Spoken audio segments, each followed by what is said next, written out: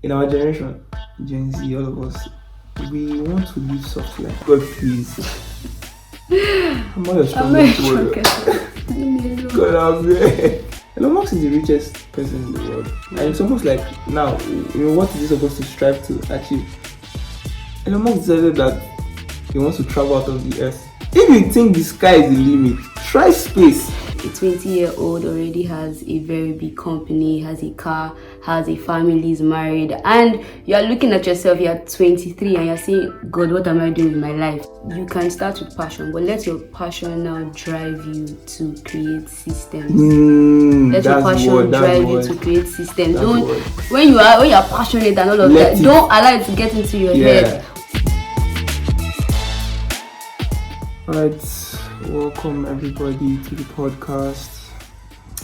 I'm here again with our Royal Highness, Miss Soldier Sharon. Oh, I'm not supposed to say her name. The last time she was complaining that I said her name first. Right.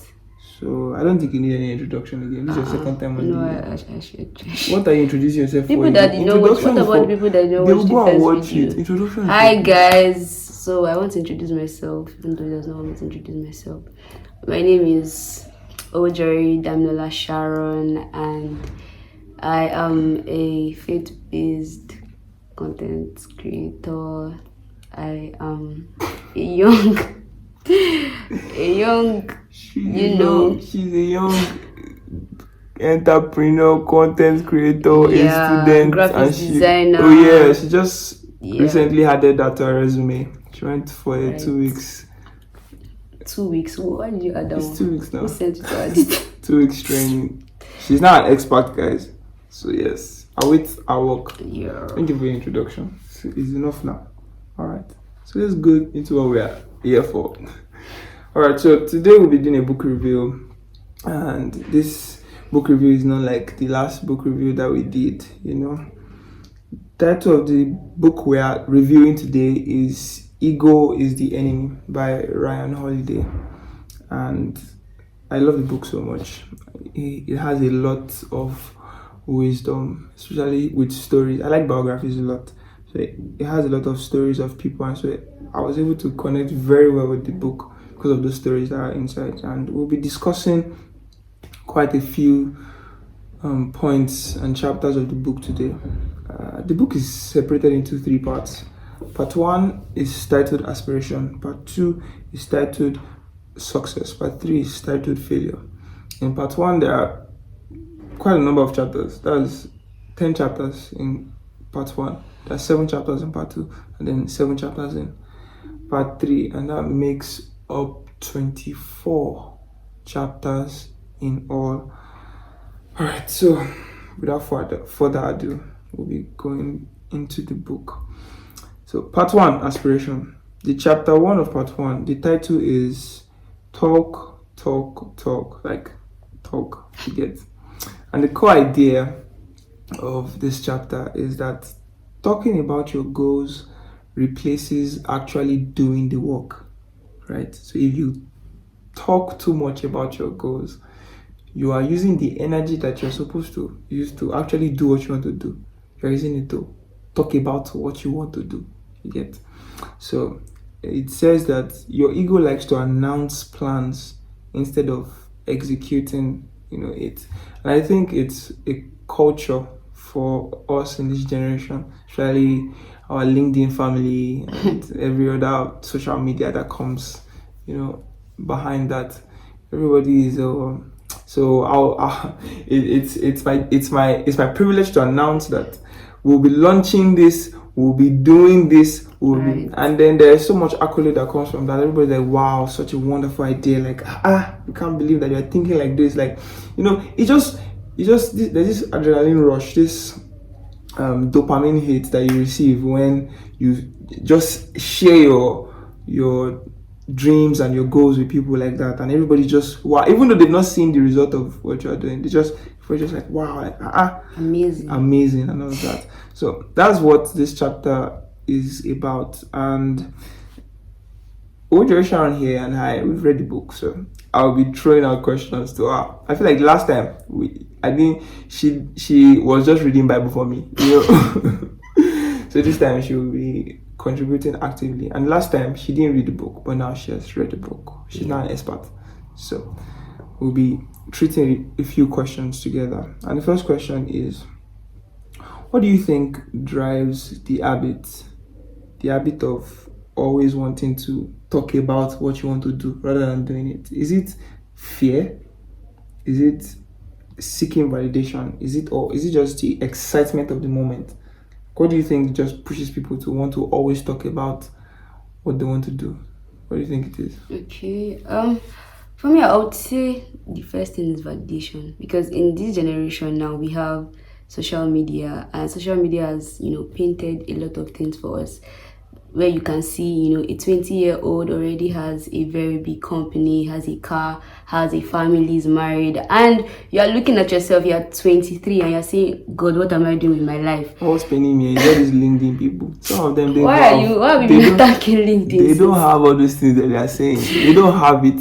Have you seen all those memes before? They say maybe he's a cleaner. It says I'm an accomplished chemical. Right? I'm an organizer of. You understand? So you just be feeling weird.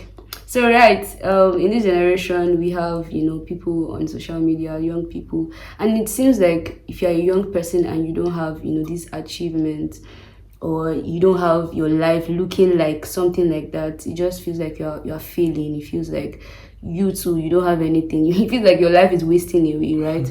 So people tend to try their best to want to live that kind of life too, and talking about it, they might not have it on ground yet, but they just feel like if talking about it, they have it. Right? So they don't want to feel like left out, fear of FOMO. They don't want to feel FOMO, so they just talk. They just say that, oh yeah, me too, I have this idea, something. And I'm not saying that it's wrong to share your ideas and all of that with people, but then when you are talking more than you are doing the work, it's what are you doing, bro? So so people just have this, I feel like it's all of them. Fear, they want validation, and then there's this excitement that comes. Much excitement, like you just want to share it, like, wow, people, we know how to talk. Like, we know how to paint the picture that this is what I'm currently working on right now. I've just had this idea for going on for a long while, and you just know how to make it look so good. Yeah. They just talk to you about it, and you be feeling so God, so wow, amazing, and all of that. So and that's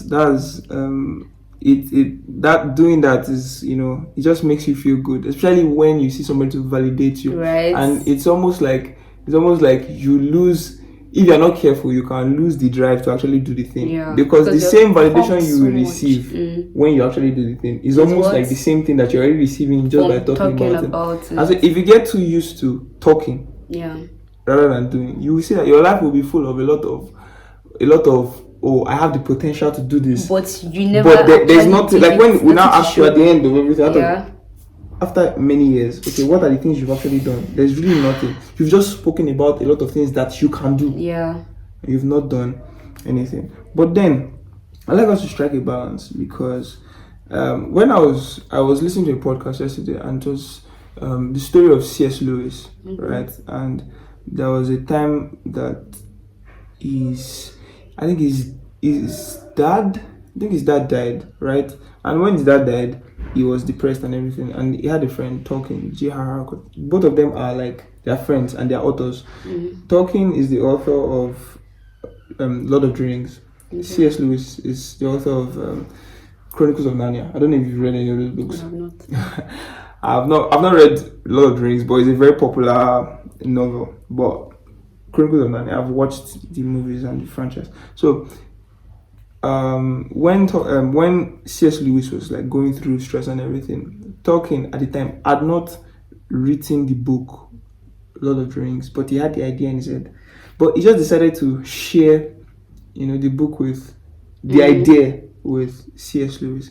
And the way C.S. Lewis was like, he was so welcoming to the idea that it pushed Tolkien to want to write, like to actually work on the stuff. Like when you have ideas, sometimes you're not sure whether it's a good idea.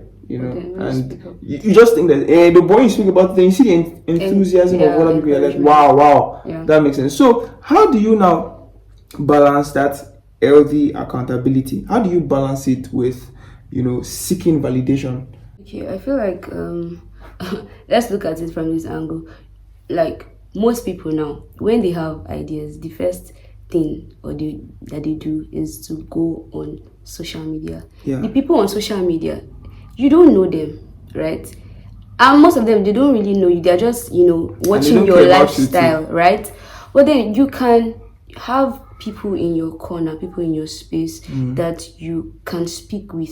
Now, these people that you're talking about your ideas to, definitely you would have built a relationship with them, because you can't just see somebody on the on the Straight road and and go and meet them, just- say, "How far, guy? I want to build a company." The person will be like, "What, What bruh, my what's my business? business with What's it concern me?" you?" Right? So the people that you have in your space, definitely they are people that you've built a relationship with over time. You understand them, you have the same values with them and all of that. So when you go to speak with them, they can see what you are saying, they can envision what you are saying. You're not trying to give you, they're not trying to give you advice because they're impressed or whatever. They are people that have your they interest genuinely care about at you. heart, right? So they want So to when help you want with to the idea. speak about the stuff that you are up to and all of that, have people that you can have a community, have friends and mentors, have close friends that people you can that are working, that are doing actually the same thing that you are doing yes, also. speak with. You are not when you talk to them, you know that you're not doing it from a For- place of I yeah, want to impress them. validate- They already know yeah. who you are. You can't really Yeah, impress yeah, them yeah. and all of that. So I think that's That's how just you- that's just the balance there. And then another balance is when you see that all your talking is not actually leading to doing. Yeah. When you talk finish, you don't do. You can talk, and then your encouragement you get from your talk is leading you to do. But when you see that your talking is not, that means that you are not doing it for the right reason. That means that all you wanted from the Was talk is the the validation, validation. not the push Yeah. to do what you want to do. So I think that is that. Chapter 4, the title of chapter 4 is Don't Be Passionate. And that is a very, Very controversial, right. title of a chapter. The core idea is that passion without discipline is dangerous and it is a complete waste of time. Passion without discipline is dangerous and a complete waste of time. Passion can make you impulsive and unrealistic in your ideas. I was sharing something with you before we started, and I was saying that, like, for instance, you're a musician now, right? And then you see maybe a professional musician doing his thing on stage, and you're like, wow, that's so amazing, and all of that. And you are passionate, right? Like what they did just put passion in you, and like, wow, I want to do that kind of thing. Now, the problem is where your passion now leads you to, right? Because when you see that, and the next thing in your mind is you also want to find a stage where you can showcase a skill that you don't even have yet. So if you are just passionate and you don't have work ethic, right, you will lead yourself down a dangerous path. You will lead yourself down a disgraceful path. Yeah, let me just put it that way. You will disgrace yourself.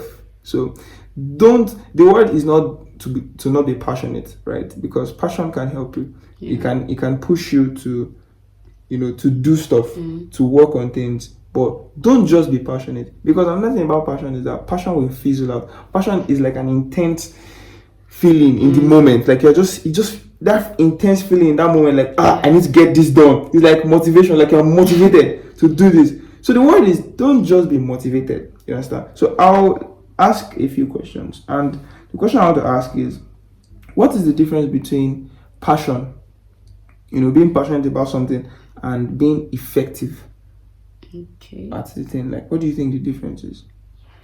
Okay, I would say that, like you said, passion is the drive that you have. Most times passion is born out of a lot of things. It could be experiences, maybe somebody cheated you before and all of that, and you just, the way you felt, you just decide that okay, I will not go into the gym. I want to go and start gymming now. Right, so that can be passion. Passion is born out of a lot of things and all of that. The question is the difference between being passionate and being effective, right? Now, you can be passionate and not effective. You can have that feeling of this is it can push you to start, right? But then feelings will always fizzle out at the littlest, slightest obstructions, slightest resistance. Any challenge passion. Like this, your passion is can gone. Like I'm not doing it again. It's over like that. But then, like you said, when you have discipline makes you what? Effective. Discipline makes you effective. That okay, these are the systems and structures I've put in place, that irrespective of how I feel in the moment, whether I'm passionate or whether I'm not passionate and all of that, this system is here and this is something that I've decided to stick with. That is a more effective way to achieve your goals. That is a more effective way to to live. You can't be living your life on just passion, on just emotion, on just that rush that you feel. You can start with passion, but let your passion now drive you to create systems. Let your passion drive you to create systems. When you are passionate and all of that, don't allow it to get into your head. But sit down and say, okay, this is what I have in heart. This is what I have in mind, and then create a structure that will sustain that. That the goal that you have set, so that you can actually be effective in the end. That's just it. Yeah. The title of chapter 5 is Follow the Canvas Strategy. Now, to explain that, the core idea of chapter 5 is help others to succeed so you can create your own path. Right? So, the idea is that serving others will also help you to build influence, and it will help you create opportunities for yourself. Right? So, how is that? Because it's not very easy for you to be looking out for other people, helping other people to progress. Why it looks like you are still, staying in one place. It's not that easy. And what this book is saying is that thing inside you that is not allowing you to want to push other people forward is ego. You want to be in the forefront. Yeah. You want to always be the one that is at the spotlight. You understand? So my question is, why do you think people struggle with helping others win first? Like, why do you think people struggle with working at the background and allowing others to be, at the spotlight? Okay, I think the first thing would be they don't really believe that they are, what's the word? They are unique in themselves. They don't really believe the people that are not helping. Like the people that find it very difficult to help push others. Other people, right? They have this complex where they feel like if they push other people forward, right, and people get the spotlight, they will be at the back. They don't believe in their own abilities to their own uniqueness. Exactly. They don't believe in their uniqueness because nobody can replace them. If I have this mindset that I need to prove a point. I need to do a lot of things so that I can be at the front and all of that. But if I have that kind of mindset, I would not want to help other people because I will see them as a threat to being at the front, right? But if I have this healthy belief, healthy self-concept, healthy perception of myself, that I'm unique, I'm just confident that okay, I have my own abilities, everybody have their own abilities, and everybody can also shine. I think that's what I heard from somebody. I think it was Femi Lazarus. He said that what will cause that kind of thing, what will cause you to not be able to help other people, because you think that when they rise that there will be no room for you. Like you have like a scarcity mindset. You think that the top is small, right? That if somebody gets there, that means that nobody else, there's no space for any other person, and everybody wants to be in the spotlight, right? Who doesn't? Let's be honest. Like, who does not? Because if you are serving other people, it's almost like you're the one that's doing the work, and the other person is getting the benefit, right? But then you don't see the fact that when you are doing the work, like, it is making you an independent person. Right. It's making the person that you are helping to be dependent on you. You are not seeing that you are the one that is getting the power in it, because it will get to one point where the person cannot do without you. Yeah. If you decide that you want to leave this place, you can survive because you know how the work is being done. But the person that it is even wise for anybody that you are serving, right, to also not detach themselves from the work. Right. To still be, as you are doing it, they're also doing it. That's wisdom, right? Because if you leave it to them, can happen like this. Anything can happen. The person that is actually doing the work is safe, because if the person decides to leave you today, it's over. It's over for you, not the person. It's over for you. You understand? Yeah. And so, also, this kind of scenario can also come with, why some people would not want to serve other people is because there's this feeling of being used, right? Because let's not lie, other people can actually take advantage of you, of your doing stuff for them. So some people don't see it as advantageous to them when they are working their backs off, and somebody else is just getting the glory, and they are not like getting anything. They are not getting any reward or any result, any spotlight, no nothing, no benefits. They're just getting all the the negative parts of the work and everything. So how can you know when you are being used and you are being taken advantage of? Like, how can you know? How can you differentiate, good service when you are actually serving somebody, and when the person you think you're serving, or the person you're serving, is taking advantage of you? Okay. So how can you differentiate those? How do you know when? Okay, the question is, how do you know when to stop? When to leave a place? Okay. Because you are serving there, because you want to learn from them. They're teaching you, you're getting experience and everything. But then it gets to a point where it's no longer like you're supposed to leave this place. You're not supposed to be. So how do you differentiate being used and serving adequately? How do you differentiate that?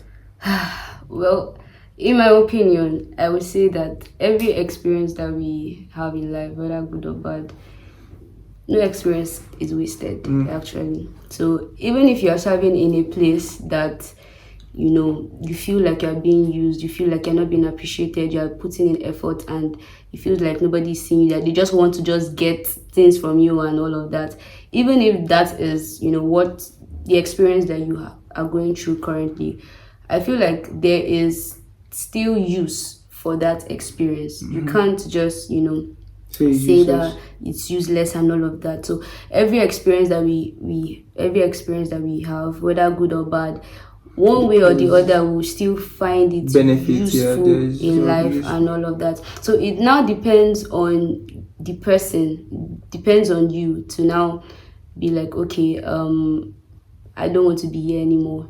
Okay. Right, I don't. That will determine. Yeah, it's you that will determine. I think I've had enough experience and I want to leave at this moment. But you should have that mindset that even though people are wicked, people are selfish. God, right? You can be pouring out your life to somebody and they don't even see that you are doing anything. But you at that point, don't now say that, okay, I'm going to revenge. Your perspective matters. Your perspective matters. Just approach it with a mindset that I'm learning. Even though it seems like life teaches us in different ways. It's not only in the classroom, or it's not only when you're having a good time that you can learn. Even the challenges should teach you that next time when you are in an organization, you will know how to handle things better. Like you know how to see it coming from afar, right? Like, because you've had that experience before. So now it depends on you that, okay, I think I'm done here. I think I've learned enough here. I think this is where I say goodbye. I will double down on your point and say that how to know is when you discover that you are no longer growing. I think that's the difference. Even when people are people, there's still a way that the way they are pushing you, they are pressing you, is still making you to grow. But when it gets to a point where they are actively hindering, because people can, as you've said, people can actually be very selfish and wicked, that everything that you need, like when opportunities are coming your way for you to actually develop more, they don't want that because of their selfish interest. They want to keep you under them so that they can have their way. Yeah. With whatever you are contributing, whatever you're saying. They don't want you to, Rise rise above. Yeah. So it is left to you to now understand. You have to be able to have a gauge that, okay, am I still growing in this place? Am I still, even though this place is so difficult, am I still growing? Is there anything am I still learning?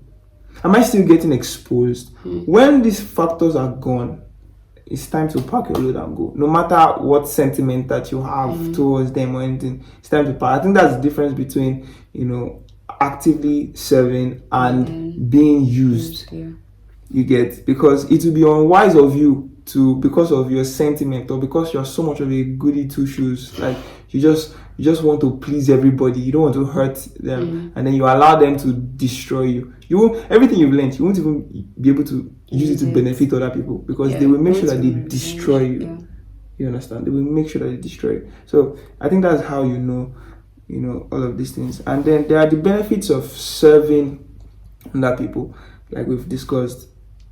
The knowledge you get, it helps you to be able to lead well too. Because if you cannot be a good leader if you are not a good servant. Yeah. You have to be able to, when you serve first and then you become a leader, then you will be able to lead properly, because you have the POV of a servant. Yeah. You get, you won't mismanage people because you have been there too, except if you are just pure evil. Except if it was Lucifer that gave it to you. You understand?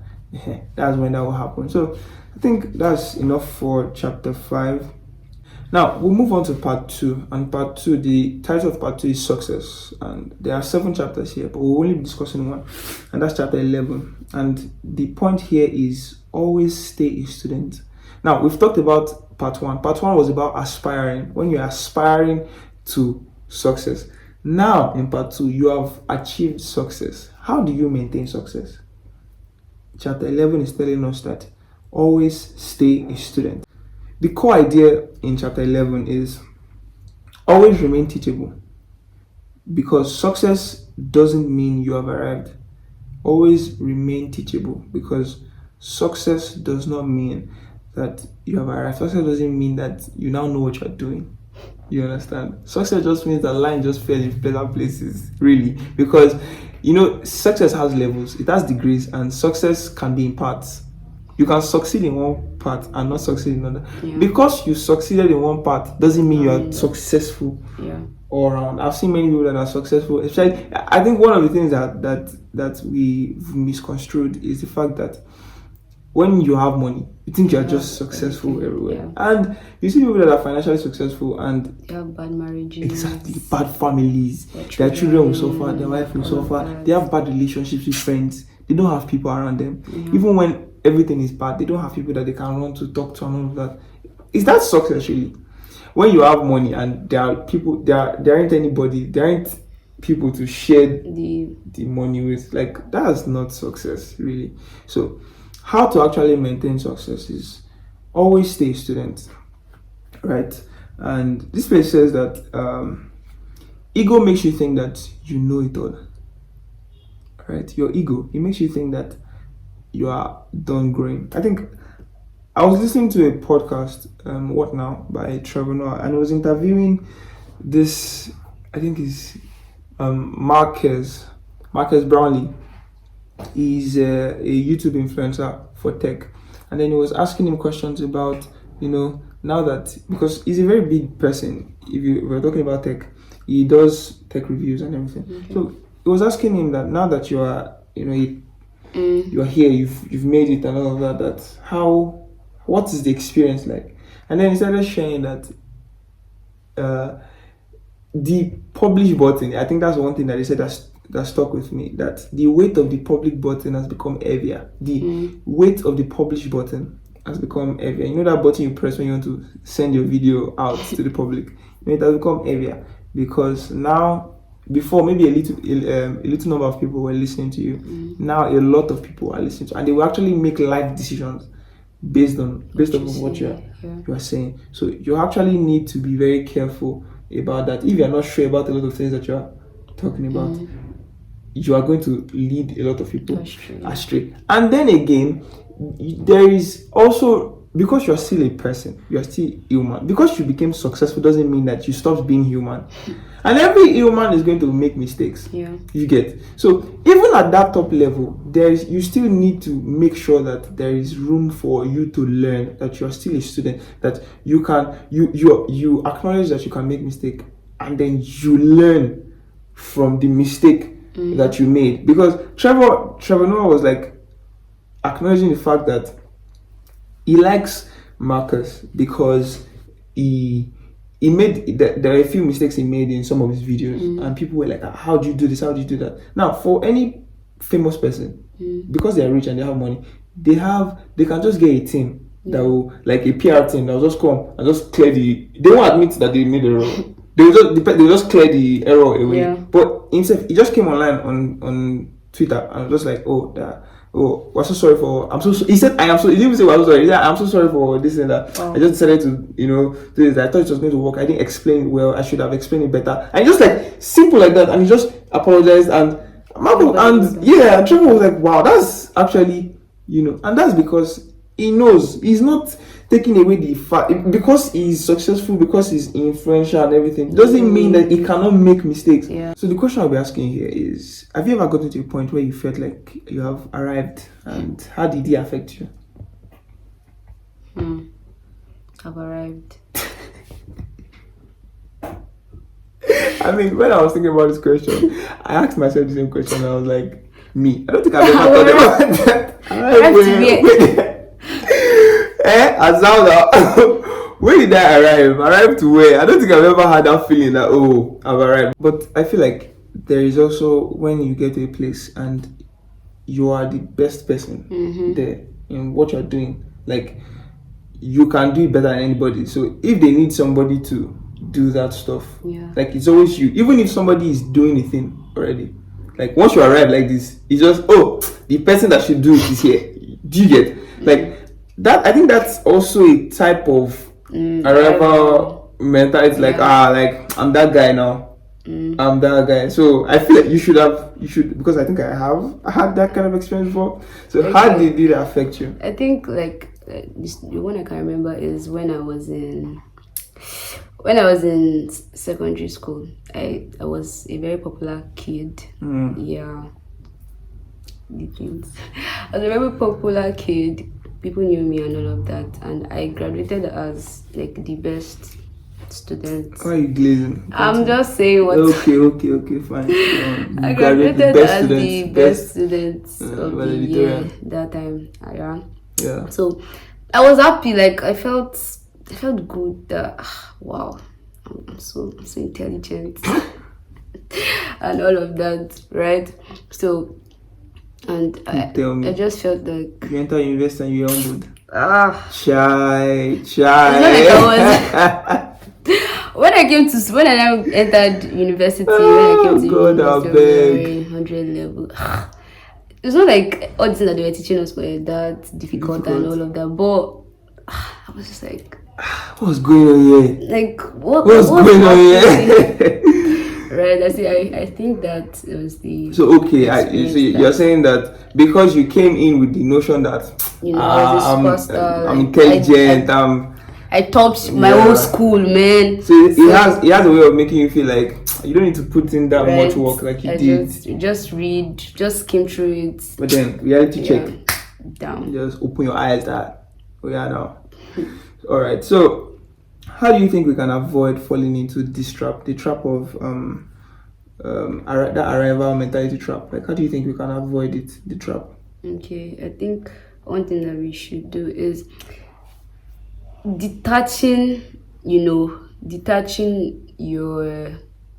the way you see yourself from what people are saying, because people like to talk, and then there's a way that it can get into your head that you will just be. They tell you that you're the best after jollof rice, the best after ice cream. You can get to after your you, head. now you. And really, and your mind, you think that me, I'm on, but no, me, it's not me. You But they're saying stop it. But they're saying it. Little fragments sticking just to be you, getting like to you, glue. getting to you, and and you just be seeing yourself like a superstar. Yeah, Like that. you will not be having this subtle pride. Like you're not saying it by yourself, but people are saying it around you. Like you're like, I mean, if the people say it, like let me just. it's not my fault, right? Right. You know? So yeah, true. Detach yourself from what people say, and also detach yourself from the things that you have done in the past. You get. And from my own perspective, I think another thing that can help us to avoid the trap of arrival is exposure, because I think for me, especially as a musician now, I've always had people telling me that you're so good, you're so this, you're so that, but the people that I am watching, the people that I am, listening to and all of that, I'm not 10%. I'm in fact, that's pride for me to use 10% to say that I'm not 1% of what these people are. So when you come to me and tell me that I've never heard somebody do what you do, I'm like, you go away, please. You don't know what you're talking about, right? You do understand? So I feel like exposure and also surrounding yourself with people that are better than you. Always aiming to have friends that are better than you. I think that is one of the ways that you help yourself to avoid that trap. Let's use Elon Musk for instance, because I thought about it that, okay, what if I get to a point where I am the most successful person in the world, hypothetically, let's just use Elon Musk, financially successful. It comes with a lot of benefits now. To be financially successful, you have a lot of influence and a lot of things that come with it. So hypothetically, let's say I become the best, the most successful person in the world. Now I don't have anybody to look up to. Now, and I went back to the story of Elon Musk. Elon Musk is the richest person in the world, and it's almost like, now, what is he supposed to strive to achieve? Elon Musk decided that he wants to travel out of the earth now to start exploring the other planets. So really, this man is literally telling us that there is no cap. If you think the sky is the limit, try space. Try space. Elon Musk now, if everybody's talking that they have problems, if Elon Musk comes to you and tells you that I have problems, you'll be imagining that the situation is fine, but he really does. Because there will always be exactly, that's the point. There will always be more. Right. Take an example with Elon Musk. There will always be more. Even the richest person in the world still have what he's still doing. And he's not doing it because, maybe like a charity case, maybe he's just retired, so he's just using his money as philanthropy. No, he's not using his money as philanthropy. He's actively working on something. So there will always be more. So I think that is about success and about how to manage success. Now, part 3 talks about failure. That's it. And in as much as we don't like talking about it, but let's be for real. Let's say the truth. It's not everybody that starts that we finish. And sometimes it's not even because of laziness. It's not because they didn't do what they were supposed to do. They were not slacking. That's not why. But because life happens to everybody. Life happens to everybody in different degrees. You might not be expecting it. Something just happens and it just derails you from the goal that you have set. So that's one thing that can happen. And this part of the book discusses how to handle failure. After you aspire for success, how do you undo failure? The title of chapter 18 is A Lifetime and Dead Time. The core idea of chapter 18 is use failure as growth. Learn from hardship, learn from failure instead of wasting it. Instead of wasting the experience of that challenge or that hardship, learn from the failure. There's an example that the author of the book gave, and it's the story of Malcolm X. Before Malcolm X became Malcolm X, he was actually a thug. It was in gangs. They kill people. A lot of crimes that they committed, and at one point he was caught and he was imprisoned. So it was during the years of his imprisonment, because I think it was up to 10 years.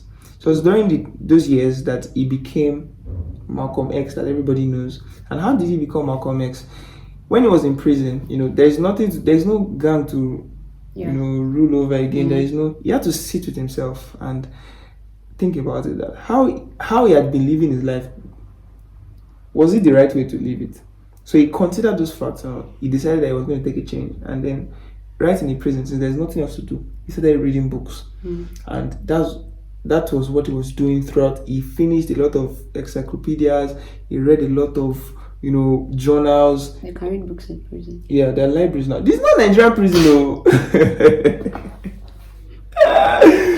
Hey, I think when I was saying prison, she was thinking of our prison, and I don't know what other prison you know. I don't know. There are different type of prisons in Nigeria. The prisons that we used to see in yes, all these movies now.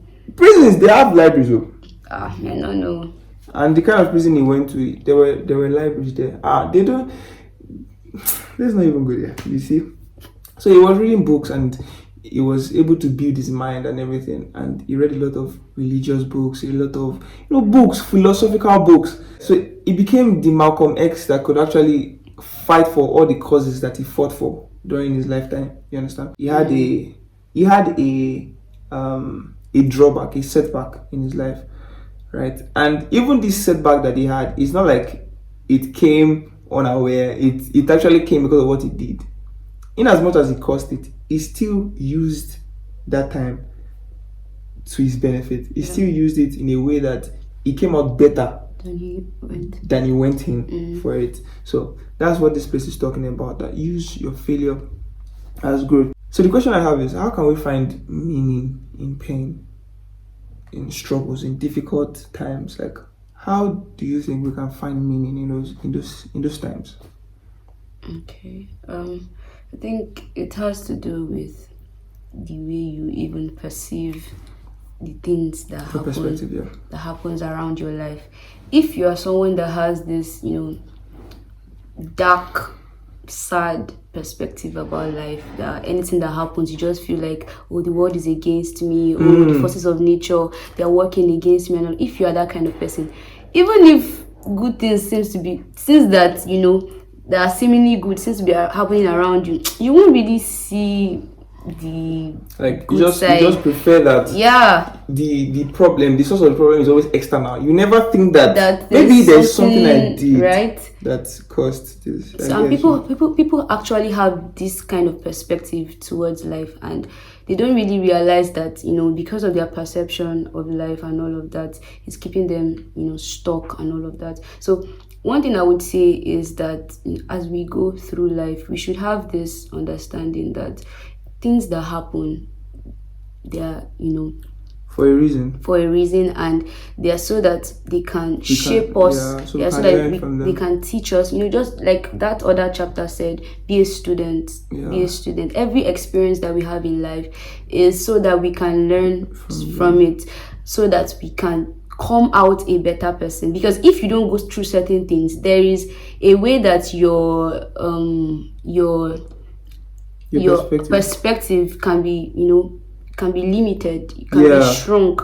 But when you have gone through certain things and somebody else comes to you that is going through something similar, you can actually help them. Why? Because you have been through it. It kind of frames your mind and all of that. So that is the way we should approach life. We shouldn't approach life as something that will be all rosy and all of that. When we have all of these experiences and all of that, we should be able to learn from them. So I believe that one of the ways that we can actually help ourselves and find meaning is, number one, is to introspect. Like I said, there are times that you think about it, that what is this situation trying to teach me? Was there something I did wrong that is making me experience this experience that I'm currently in? Like, think about it. Don't always think that the universe is the source of your problem, or that God is the source of your problem. You understand? Sometimes it's just basic things. It might not even be that you are trying to sabotage your life. It might just be that there are things that you are not paying attention to, that if you pay attention to, these things will not repeat themselves again. And then also, I would like to consider the fact that there are sometimes that these problems are not exactly your fault. Like maybe somebody dies now or something. Like, how can you, what benefit do you draw from that? And I believe that some of these experiences, they help us to slow down, right? Because there are many things that you will not be able to consider when you're just in the move, you're just so passionate about stuff. So when things like that happen, maybe there's just a break like that, you start to consider the fragility and the vanity of life. Like, you can exactly, like, it just comes to you like, it's true. Like, it cannot end in, it just gives you perspective on things, that this thing that you're striving for is not a do or die affair. You can actually achieve this success and not live to enjoy it.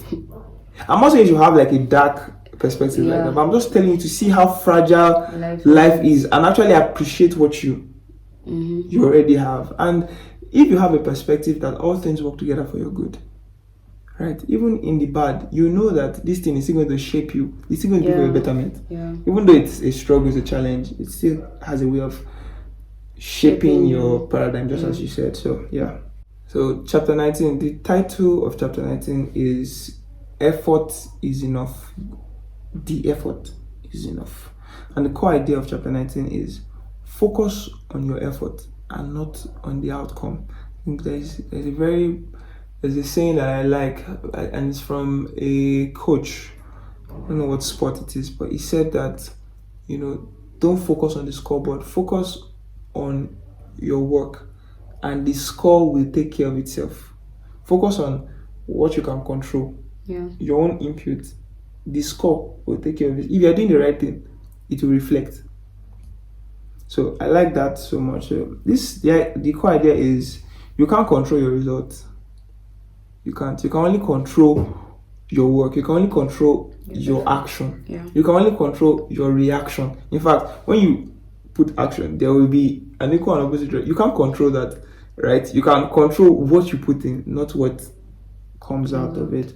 And so my question is, do you think this is true? That's my question. Like, do you think our effort is actually enough? Because if we consider it, right, especially in the Christian circle now, for instance, there is a way that people can be so judgmental when you go through stuff. Because in our circle, there is this I'll call it a faith kind of thing. Like, people would think that you don't have faith when certain things are not happening. Like, I've heard somebody tell me, for instance, that his dad died, right? And somebody was saying that, why didn't you pray?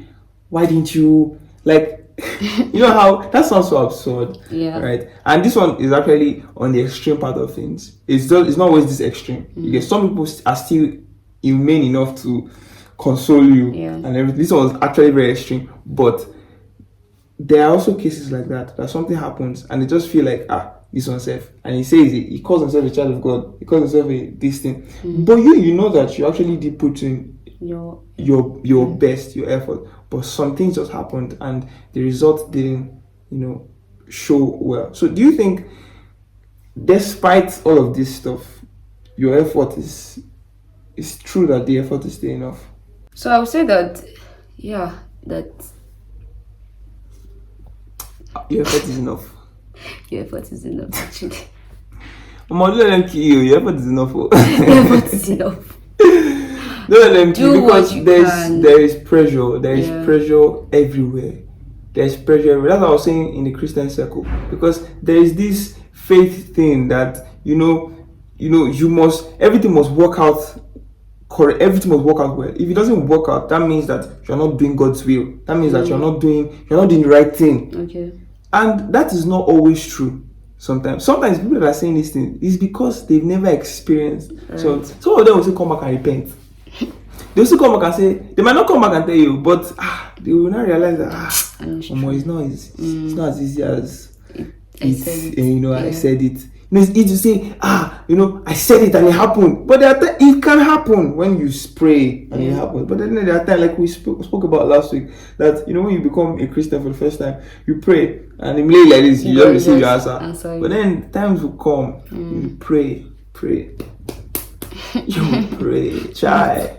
Nothing, my bro, nothing. Nothing, because God expects that you're mature. So even in life, your effort should be what is paramount to you. You should be able to live an experience or live an event, knowing fully well that even though you failed, you still did your best, and that should be enough for you. Okay, I think I just got your question. You get me, right? Yeah. So that's exactly what I'm saying. So let's go to chapter 20. Chapter 20 is, the title of chapter 20 is Fight Club. The core idea is strength comes from struggle, right?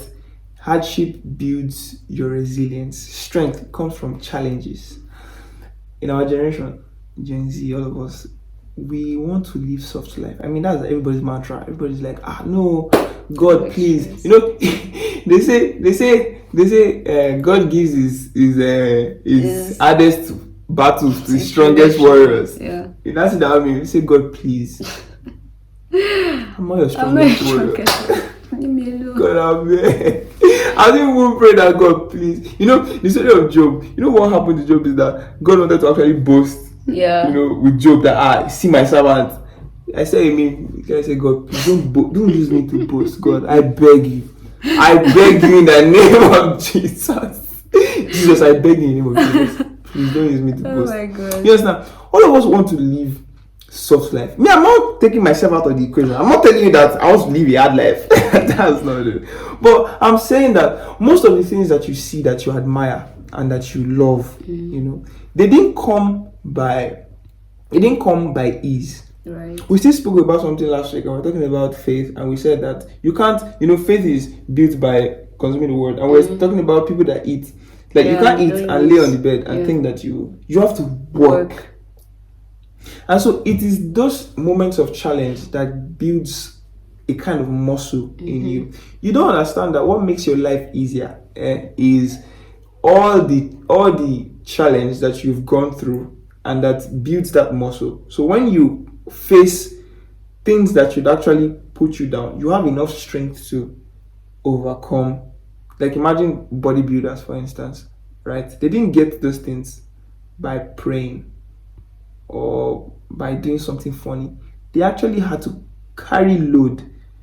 They had to carry weight. So it is these heavy things, these hardships, these struggles that builds you, that makes you strong. And you will not appreciate it when it is happening. It is in retrospect. When you're looking back at it, you're like, if not because that thing happened. Yeah. Like, I don't know how I would have handled this situation. Would you be willing to share your experience on how you endured hardship and how it helped you? Okay.